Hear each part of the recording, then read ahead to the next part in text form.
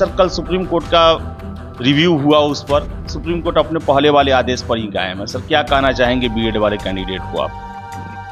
देखिए, जैसा मैंने अपने पिछले प्रेस कॉन्फ्रेंस में भी बताया था, देखिए मैं बिल्कुल मौका दूंगा, क्योंकि मैंने पहले भी प्रेस कॉन्फ्रेंस में बताया है कि जो लोग दोनों किए हुए हैं, बीएड और डीएलएड दोनों किए हुए हैं और प्राइमरी में वो अपना अप्लाई भी किए हैं, तो उनको हम मौका देंगे अपने डॉक्यूमेंट में परिवर्तन करने का। सुप्रीम कोर्ट द्वारा कह दिया गया है कि प्राइमरी स्कूल के लिए डीएलएड ही मान्य रहेंगे, तो सर क्या एक तरह से समझा जाए बीएड के लिए मुश्किल जो है रास्ता बंद होते हुए नजर आ रहा है?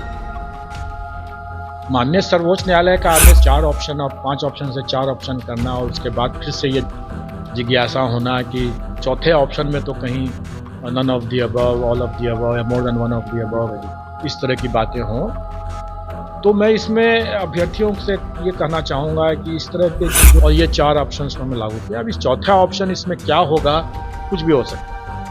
मैं इसके बाद से मैं जानता भी नहीं हूँ, मैं इनकार भी नहीं करूँगा कि अगर उसने अपने आरक्षण कोटि को मान लें कि वो सर्टिफिकेट लगाया है बीसी का और गलती से उसने एससी अपना एंट्री कर दिया है, तो इस एंट्री को सुधार करने का हम मौका देंगे, लेकिन हम डॉक्यूमेंट अटैच करने का मौका नहीं देंगे।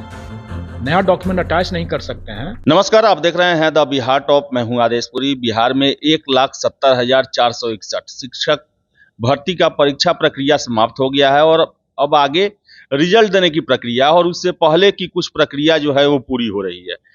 हमारे साथ हैं बीपीएससी के अध्यक्ष महोदय हैं, अतुल सर हैं। सर सबसे पहले तो सर परीक्षा सर आपने इतना बड़ा ऑर्गेनाइज कराया और कोई भी इसमें सर विवाद नहीं हुआ, इसको लेकर सर आप पहले क्या कहेंगे? सर सबसे पहले इसको लेकर तो धन्यवाद देना चाहूँगा। इसमें सबका योगदान है और सबसे बड़ा योगदान तो अभ्यर्थियों का है कि उन्होंने काफ़ी कष्ट सह करके भी इस परीक्षा को शांतिपूर्ण तरीके से किया, तो सबका धन्यवाद है। सर आगे का प्रोसेस क्या है? सर जैसे कि जो बीएड वाले कैंडिडेट हैं जिन्होंने बीएड प्राइमरी स्कूल में डाल दिया था जबकि डीएलएड भी किए हुए हैं, क्या सर उनको आप मौका देंगे? सर देखिए, मैं बिल्कुल मौका दूंगा, क्योंकि मैंने पहले भी प्रेस कॉन्फ्रेंस में बताया है कि जो लोग दोनों किए हुए हैं, बीएड और डीएलएड दोनों किए हुए हैं और प्राइमरी में वो अपना अप्लाई भी किए हैं, तो उनको हम मौका देंगे अपने डॉक्यूमेंट में परिवर्तन करने का।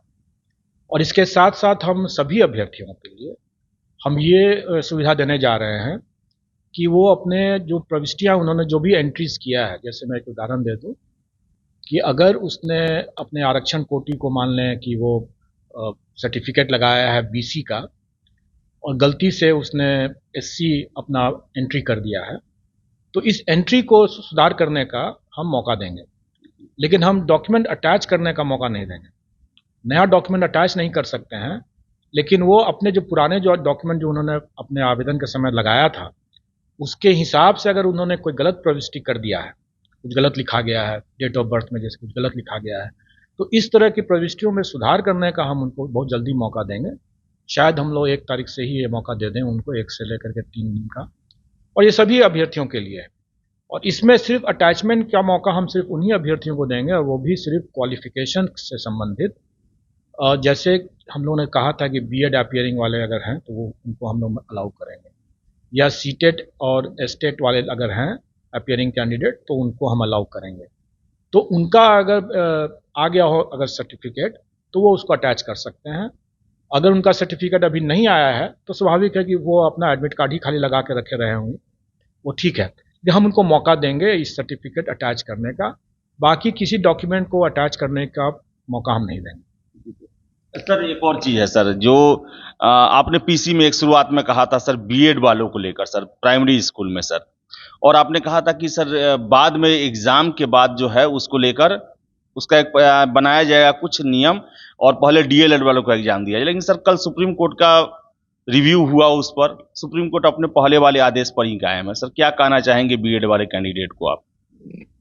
देखिए, जैसा मैंने अपने पिछले प्रेस कॉन्फ्रेंस में भी बताया था कि हम बीएड वालों को परीक्षा में भाग लेने का उनका अधिकार है, इसलिए हम उसका मौका बिल्कुल देंगे।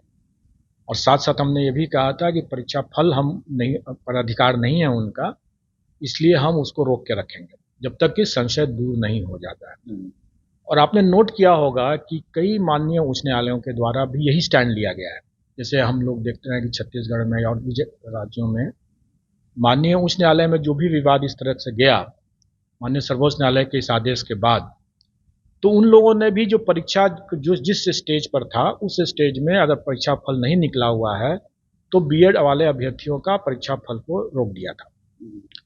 यही स्टैंड हम लोगों ने भी ले रखा है। और जैसा कल हमें भी जो सूचना मिली है और अगर उसका हमारे पास हमें आदेश की प्रतीक्षा है, संशय जैसा दूर हो जाएगा तो स्वाभाविक है कि हम उसके हिसाब से माननीय सर्वोच्च न्यायालय के आदेश के अनुपालन में हम उसी हिसाब से अपना रिजल्ट निकालेंगे। और जैसा कि कल की जो बातें हैं उसमें माननीय सर्वोच्च न्यायालय ने जो आदेश दिया है उसके हिसाब से हम लोग करेंगे। तो सर कहने का मतलब कि कल सुप्रीम कोर्ट द्वारा कह दिया गया है कि प्राइमरी स्कूल के लिए डीएलएड ही मान्य रहेंगे, तो सर क्या एक तरह से समझा जाए बीएड के लिए मुश्किल जो है रास्ता बंद होते हुए नजर आ रहा है? माननीय सर्वोच्च न्यायालय का आदेश सर्वोपरि है, उसको सबको मानना है, तो उसमें मैं कोई टीका टिप्पणी तो कर नहीं सकता हूँ, नहीं कोई अतिरिक्त संभावनाओं के बारे में कुछ कर सकता हूँ, इसलिए वो सबको मानना है और हम भी मानेंगे। सर और सर 69वीं सर कंबाइंड परीक्षा आप ले रहे हैं सर, सबसे पहले तो सर कुछ सीट बढ़ा है, 33 सीट बढ़ा है सर। एक छात्र सर हमको फोन कर रहे हैं कि क्या आगे भी संभावना है सीट बढ़ने का, और सर इसी में दूसरा प्रश्न है कि आपने सर 5वां ऑप्शन हटा दिया, 4 ऑप्शन है।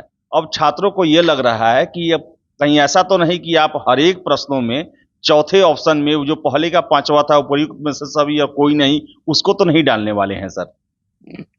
देखिए, और कितने पद बढ़ेंगे नहीं बढ़ेंगे ये तो मैं भी नहीं बता सकता हूँ। मुझे नहीं लगता है कि अब और कोई पद बढ़ना चाहिए। और जहाँ तक 4 ऑप्शन और 5 ऑप्शन से 4 ऑप्शन करना और उसके बाद फिर से ये जिज्ञासा होना कि चौथे ऑप्शन में तो कहीं none of the above, all of the above या more than one of the above, इस तरह की बातें हों, तो मैं इसमें अभ्यर्थियों से ये कहना चाहूँगा कि इस तरह के चीज़ों के बारे में ज़्यादा चिंता नहीं करनी चाहिए। उनको अपनी पढ़ाई पर और उन पर ध्यान देने की ज़्यादा आवश्यकता है, क्योंकि ये सब चीज़ पूछना का मतलब ही है कि वो तुक्का लगाने की प्रवृत्ति को एक्चुअली वो प्रवृत्ति को बढ़ावा देने की बात कर रहे हैं या उसकी तरफ सोच रहे हैं वो। मैं ये कहूँगा कि जैसे यूपीएससी भी और दूसरे राज्यों में भी जहाँ भी 4 ऑप्शंस रहते हैं, क्या वहाँ पर all of the above, none of the above या more than one of the above के इस तरह के चौथा ऑप्शन नहीं रहता है क्या? बिल्कुल रहता है। इसलिए ये 4 ऑप्शन या 5 ऑप्शंस का जो विवाद था वो एक्चुअली वो बेबुनियाद था, लेकिन लोगों की बहुत ज़्यादा डिमांड थी और एकरूपता बरतते हुए भी हम लोगों ने सोचा कि ये जो गलत मैसेजिंग जो हो रहा था कि ये आयोग जो बीपीएससी जो है वो जानबूझ करके अपनी गलतियों को छुपाने के लिए इस तरह से रख रहे हैं, तो इस गलत मैसेजिंग को दूर करने के लिए मैंने कहा कि मैं ठीक है, मैं 4 ऑप्शंस, और ये बात हमने शायद फरवरी मार्च महीने में ही किसी प्रेस कॉन्फ्रेंस में मैंने कहा था कि हम लोग इस पर विचार करेंगे, तो हम लोगों ने विचार किया और ये 4 ऑप्शंस हमने लागू किया। अब इस चौथा ऑप्शन इसमें क्या होगा, कुछ भी हो सकता है। मैं इसके बाद से मैं जानता भी नहीं हूँ, मैं इनकार भी नहीं कर सकता हूँ। इसलिए अभ्यर्थियों को अपने पढ़ाई पर ध्यान देना चाहिए और इस तरह की चीज़ों पर ज़्यादा ध्यान देने की जरूरत नहीं। तो अतुल सर थे और इन्होंने साफ कहा, बताया कि टीचर भर्ती प्रक्रिया में आगे की क्या प्रक्रिया बाकी है और क्या क्या करना है। आप आयोग की वेबसाइट को देखते रहें तो वही आपको बता दें कि 69वीं में अब सीट बढ़ने की संभावनाएं अब 9 के बराबर है। इसके साथ साथ चौथे ऑप्शन पर आप 5वें ऑप्शन को लेकर आप प्रश्न कर रहे थे, तो 5 ऑप्शन में से एक ऑप्शन हटा दिया गया है, लेकिन चौथा ऑप्शन जो है वो उस पर ज़्यादा ध्यान देने की ज़रूरत नहीं है, पढ़ाई करने की ज़रूरत है। तो फिलहाल इस वीडियो में इतना ही। वीडियो पसंद आया लाइक शेयर करें, हमारे चैनल द बिहार टॉक को सब्सक्राइब जरूर कर लें। धन्यवाद।